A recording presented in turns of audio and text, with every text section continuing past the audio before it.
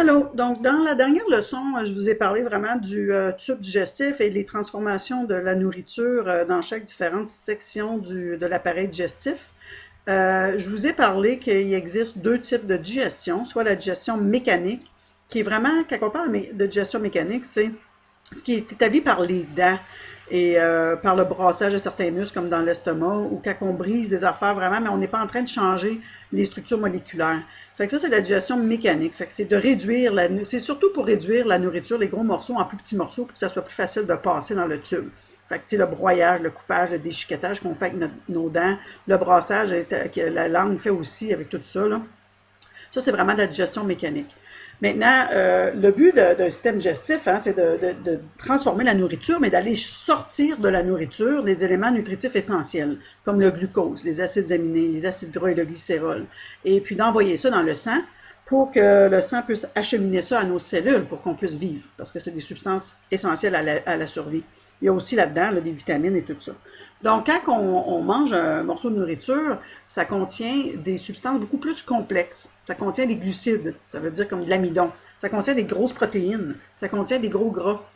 Alors ça, ces substances-là, ces molécules-là sont bien trop grosses pour pouvoir passer directement au sang. Donc, c'est pour ça qu'on a de la digestion, surtout chimique, qui permet de briser les molécules au niveau des liens chimiques à l'intérieur pour les réduire en petites molécules qui sont absorbables. OK? Donc, par exemple, dans la nourriture, on va dire que tu manges un repas. Alors là-dedans, dans ton repas, tu as de la viande et tout ça, donc tu as des glucides. OK? Et les glucides, qu'est-ce qu'on veut sortir de ça? C'est comme le glucose ou bien des petits disaccharides. Dans les protéines de ta nourriture, on a des grosses protéines et des grosses molécules, ça, ben, on va aller briser ça pour avoir les acides aminés. Parce que les acides aminés, on s'est retrouvé dans les protéines. Ça, c'est les molécules petites et simples. Okay, les acides aminés, qui viennent de la digestion chimique des protéines. Dans les gras qu'on a dans notre nourriture, dans nos huiles, puis tout ça qu'on ingère, ben ça aussi, c'est beaucoup trop gros, ces molécules-là, les triglycérides, les graisses. C'est retourné dans le premier module, on avait vu qu'est-ce que c'était. Mais si on brise ces triglycérides-là, on obtient des plus petites molécules, comme des acides gras et du glycérol, qui sont, eux autres, assez petites pour passer, être absorbées. OK? Pourquoi qu'on a besoin de tout ça, ces molécules-là? Par exemple, le glucose, on en a besoin pour la respiration cellulaire. C'est la source d'énergie la plus importante. Les gras sont utilisés, on les bâtit pour source d'énergie aussi, mais pour bâtir nos membranes cellulaires, hein, les phospholipides, protéger nos tissus. Les protéines, on en a, les protéines sont des enzymes, fait qu'on a besoin des acides aminés de nos protéines pour bâtir nos enzymes, pour régulariser pour bâtir des structures dans nos cellules, pour réparer les cellules. Alors, toutes les protéines sont faites à partir d'acides aminés. Fait qu'il faut aller manger des protéines pour être capable d'en bâtir. OK? Alors, comment on fait pour la digestion, faire de la digestion chimique? Ben, c'est qu'on produit des protéines spéciales, c'est des enzymes digestives.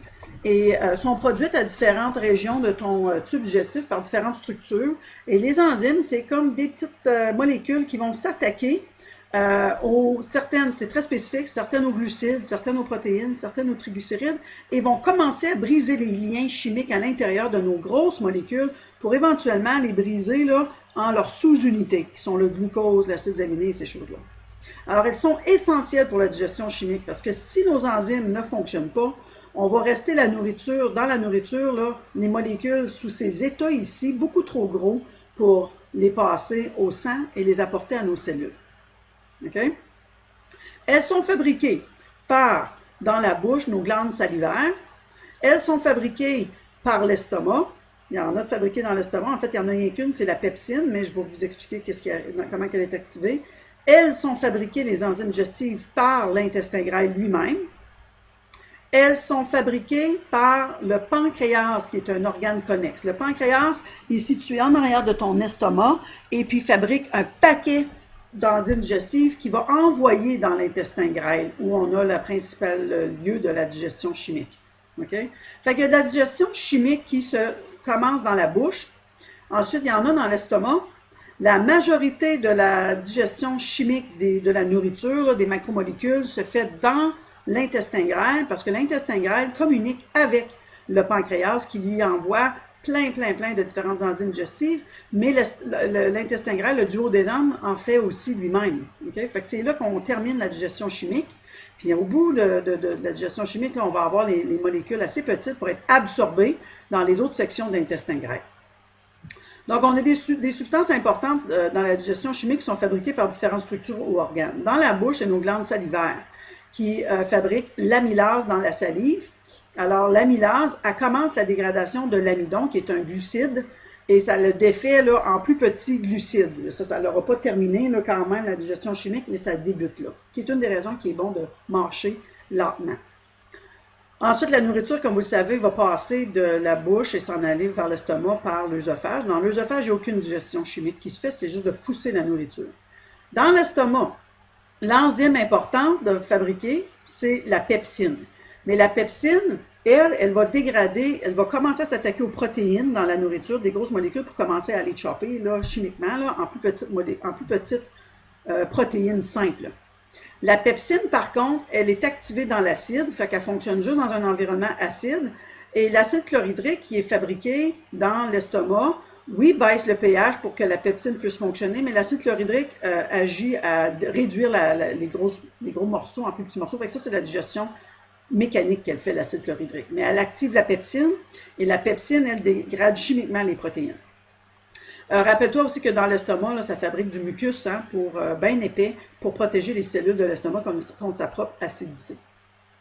Ensuite, il y a le pancréas. La nourriture ne passe pas dans le pancréas, mais c'est un organe connexe qui envoie ses sécrétions, son liquide, dans le duodénum, qui est la première partie du tube de l'intestin grêle. Le pancréas fabrique une substance en plus qui est basique, qui va neutraliser l'acidité du chyme qui sort de l'estomac. Et ensuite, elle fabrique le pancréas dans son liquide. Il y a plein d'enzymes digestives. Il y a la trypsine, l'amylase et la lipase pancréatique. La trypsine, elle dégrade.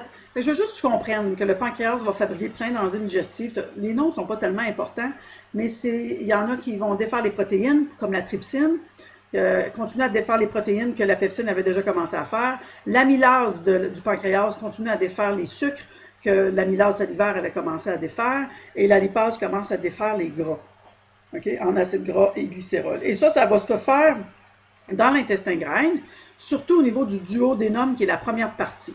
Puis l'intestin grêle produit lui-même aussi d'autres enzymes qui s'ajoutent à ceux du pancréas pour assurer là, un maximum de digestion chimique. Fait qu'il y a des peptidases qui continuent à compléter la dégradation chimique des protéines en acides aminés, parce qu'au bout de l'intestin du duodénum, là, on veut que ça s'est quasiment tout complété, cette fameuse digestion chimique-là. Et ensuite, il y a aussi le maltase qui s'ajoute à ceux-là qui vont défaire les sucres. Fait que toutes ces enzymes-là, pepsine, trypsine, amylase, c'est des enzymes digestives qui permettent de défaire chimiquement les grosses molécules dans notre nourriture pour qu'on soit capable de les absorber. Puis je vous explique l'absorption dans la prochaine leçon. Il y a le foie aussi, la vésicule biliaire, qui fabrique une substance qui s'appelle... Le foie fait la bile. La bile, c'est comme un savon qui défait les gras.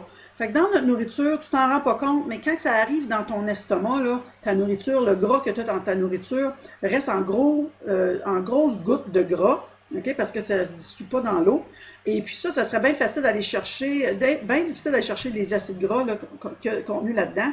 Fait que la bile, elle fait juste briser les grosses gouttes de gras en plus petites gouttelettes, pour qu'ensuite, puis ça, parce que la bile est envoyée dans l'intestin grêle par la vésicule biliaire. Fait que le foie fait la bile, l'envoie dans la vésicule biliaire qui la concentre, puis après un repas, va l'envoyer dans l'intestin grêle pour commencer à briser les gros gras en plus petites gouttes de gras, pour qu'ensuite nos lipases soient capables de continuer la digestion chimique. Alors ça, c'est toute la transformation chimique qui se produit au niveau de la bouche, de l'estomac, surtout dans le duodénum. Et je vous reviens dans la prochaine leçon de demain avec qu'est-ce que c'est vraiment l'absorption.